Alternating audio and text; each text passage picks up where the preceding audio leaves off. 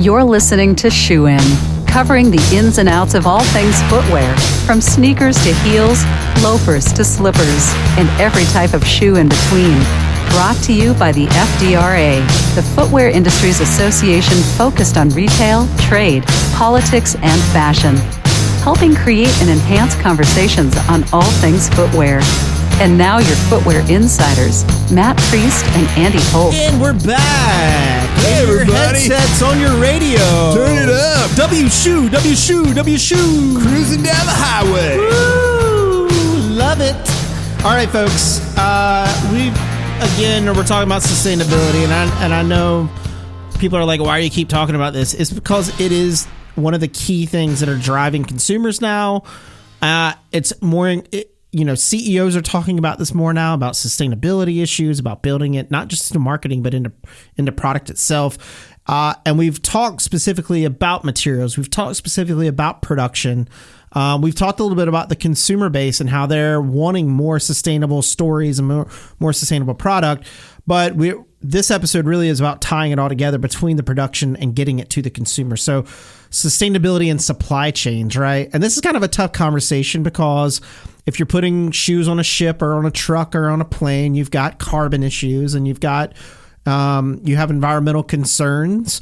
And so we thought we would do a specific conversation about how companies that are helping brands transit product from one part of the world to another, how they're looking at sustainability in their shipping and in their deliverables. And so our good friend Thomas Crockett in our office, the head of government relations and public affairs, took the lead on this panel to try to have the conversation with Mike Piza of Apex and with Kerry Rasmussen of Farrow, who we both know really well. Yep. They're always at our events, hugely supportive of FDRA, encourage people, if you don't have a customs broker or someone who's doing your air freight, to contact them and talk to them. But they really kind of drove throughout leadership on sustainability and shoe supply chains. So let's tee it up, Blake, and go ahead and put it on the air. And Kerry are both regulars at our events, very involved with FDRA, and really specialist on these issues. And they're also, interestingly, does anybody listen to podcasts? Anybody listen to Shoe In, our podcast? Woo-hoo. All right. So these are the two most recent guest on Shoe In. So you can listen to Kerry on the train or plane ride home. You can listen to her episode last week. You can listen to Mike's episode from yesterday. And so they're going to kind of for a deeper dive into some of these issues. But we really want to talk today about supply chains and sustainability. And so I want to start off by asking both of you, we've heard a lot about sustainability today. And we kind of touched on this with the last panel on supply chains. But it means different things to different people. So when you're thinking about supply chains, what does sustainability mean to you? Sure. So I'll start off. I got to add shoe into my resume now. That's great. Great plug there. But for us, I think our sustainability journey started with the brand. I think Matt mentioned it this morning that it was kind of brand driven. My best guess is it started about 8 years ago, where on one of the RFIs that we received, they put a question on there like, "What's your sustainability plan?" And I think when we first looked at the question, we were like, "Well, wait a second. We don't have one of these," and it was a brand that we really wanted to work with. So it kind of drove us in a direction to really look at our sustainability footprint. In the supply chain, there's a lot of different, aspects of it where you can bring environmental conscious decisions into the realm. And I remember like one of the first conversations we had, we're predominantly an air freight provider.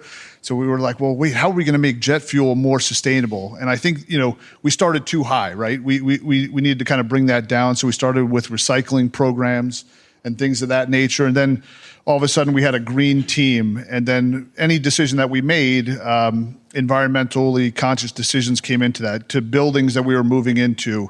We operate, 9 significant warehouses around the country. And we moved into one that had solar panels, kind of not really thinking about it beforehand.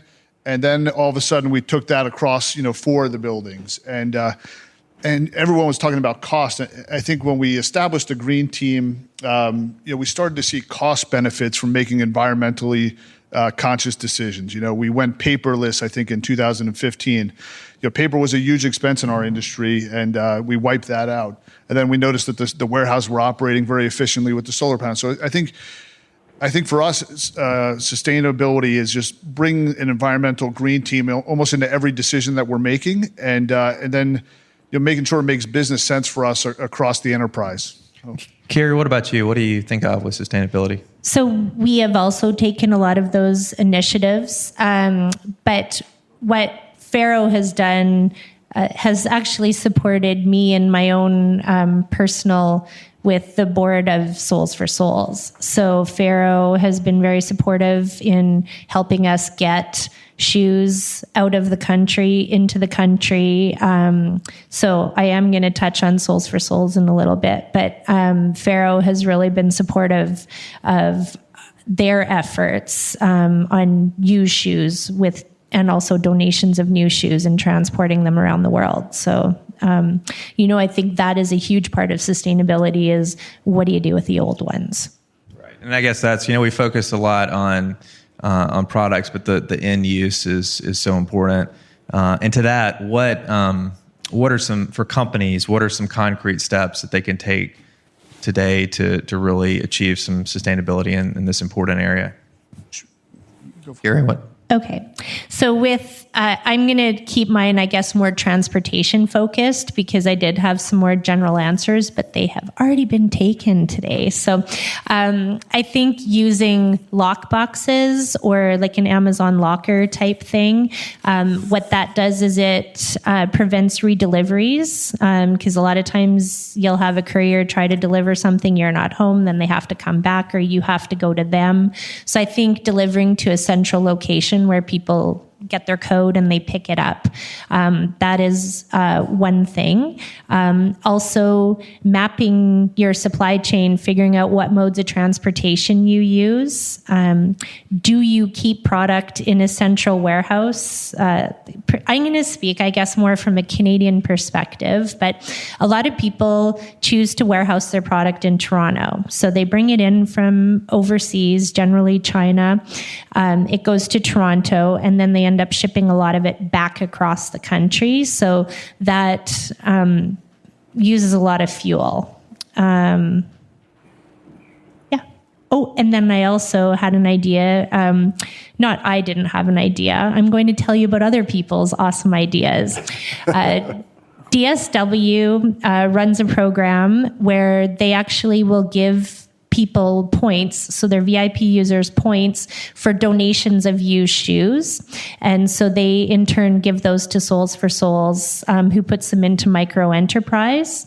Ardennes in Canada, they do a 1-for-1. They do that 3 days a year. And last year, I believe it was just over $185,000 shoes that they were able to donate on their 1-for-1 program. And then Zappos for Good, if you want to donate your used shoes, you can actually go on to Zappos and download a shipping label, and they will pay for the shipping. So pretty simple to just ship it through Zappos to. That's right. Yeah, because a lot of people have all these used shoes at home and they don't know what to do with them. So, these three companies have all made it easy. And I think what brands, retailers, they need to do is make it easy, but then also maybe give some incentive for people to bring in their used shoes so that you can turn around and sell your new shoes. Great.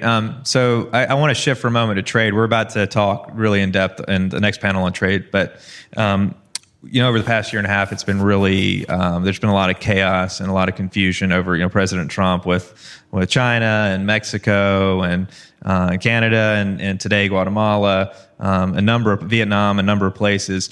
Are there strategies and tools that companies can use to help manage some of the confusion and some of the chaos during these times? Sure. So it's a great time to be like a logistics and compliance specialist. There's just so much going on every day. It kind of changes as well. We are seeing a shift. I'm going to agree again with Matt, your comment earlier about China. There's a lot of different aspects of that. Maybe I'll touch on later, but we are seeing companies explore other regions of the world at a quick pace. And I think, for us, what we've noticed are the companies that were organized before, the ones that had all the data, all the information up front, they're the ones that are making the good decisions right now. And then you're finding also a lot of companies kind of scramble to get that data and then make good decisions. So some companies were better prepared. But I think, from a logistics standpoint, there's some challenges with that, right? I mean, China has always been kind of the largest supplier. I mean, I have to give with full disclosure, Apex is a Chinese company. We've got 3,000 employees in China, so we're looking at the situation very close. We're also all over Southeast Asia, but as you move into those markets, the logistics aspects change, so we're seeing companies that would like to move, but if you go into places like Vietnam, the logistics cost is a little bit higher, and also transit times are a little bit higher.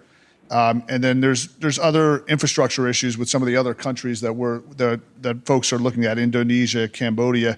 So I think from our standpoint, with the trade policy still kind of hanging out there, I think a lot of companies have kind of said, okay, let's see how this finally ends up before we make any drastic decisions.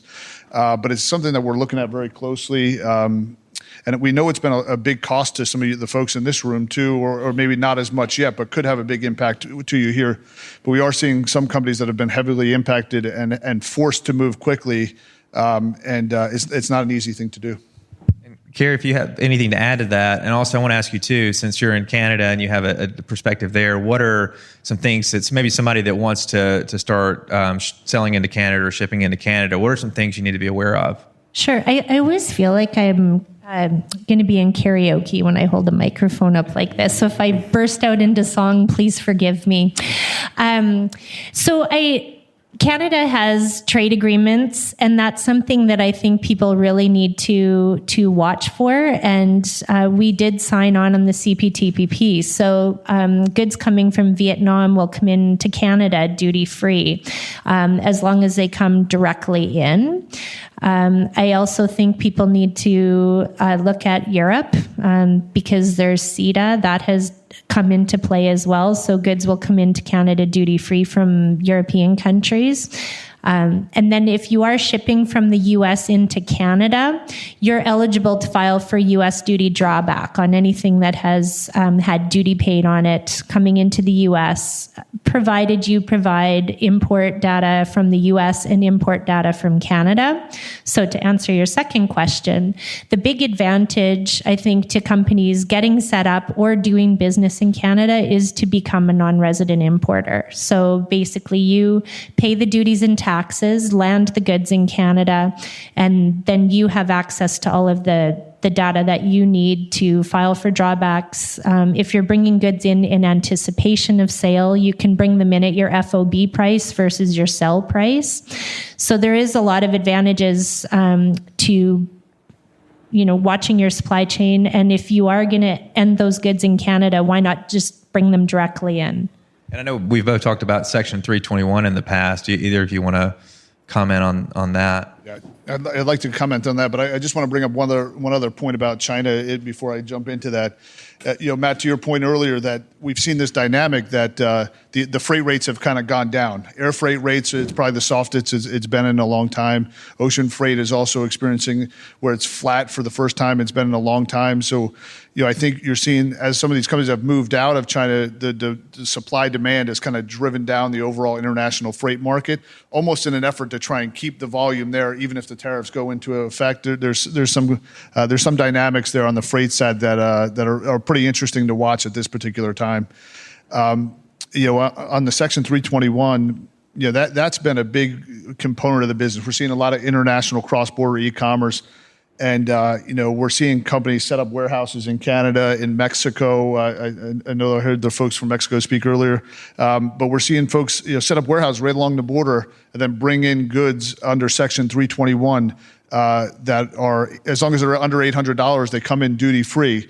And that's really conducive. It might not be conducive for everyone, but if you're primarily an online retailer, which I know some of the footwear folks here are, it could be an option for you where you set up your warehouse in Mexico, Canada, or somewhere else. We've got folks doing it where they're more of a global seller. So they'll set up one distribution center, let's say in Hong Kong or somewhere like this, where they can easily kind of fulfill those global markets with duty-free merchandise.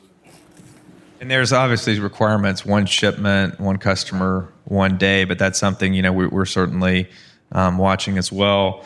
If you could think of a major issue or a major mistake that companies might be making today, maybe it's a lost opportunity or an unnecessary risk that people are taking, is there something you could share there that you think might be helpful? Just one, Thomas? Pick one or two or three. People are making a lot of, I think people are overthinking. I was actually sitting with somebody yesterday who's moving some production to Vietnam in light of the 301 tariffs. And they were telling me that they're going to start putting on their packaging made in China, goods made in Vietnam. And you don't have to go that far. So I think overthinking, but then also not checking with the experts is a huge issue. So don't be afraid to ask for help.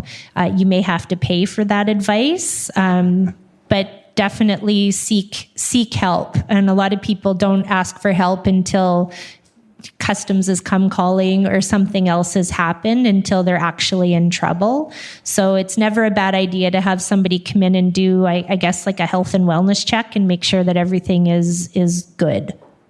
And what about you, Mike? What's a mistake that companies are making? First of all, I like the fact that supply chain professionals and compliance people are getting so much attention. It seems to be very important now within everyone's organization, just with all the changes going on. I think everyone's supply chain is a little bit different, so I don't want to make a blanket statement in terms of mistakes, but I would agree with Kerry that I think people might be reacting too soon. Maybe let's see how things settle here, and I think that that's probably the best approach, and that's my opinion. Let's see how things settle here. Probably in the next 3 to 4 months, you probably know more than I do, but I think it's going to settle within a couple of months here. All right, so there you go. Some quick insights on supply chain issues currently, but also sustainability. Because, as brands start to hear from consumers, they're also pushing down on their supply chains to think more thoughtfully about environmental footprint. So we appreciate Mike and Kerry for sharing their thoughts and thinking about it very critically. So if you have a question about this show, if you have comments, if you have ideas on shows or guests that we should have, shoeandshow.com is our website. You can drop your name and information, questions, comments, etc. there. Please subscribe to our podcast on iTunes or on Spotify or anywhere there are podcasts so that you can get a new episode on your phone or on your desktop every single Monday. We thank you for listening. Until next time, Shoein is out. Shoein has been brought to you by the FDRA, the Footwear Industries Association focused on retail, trade, politics, and fashion, helping create and enhance conversations on all things footwear. For information about FDRA, visit fdra.org.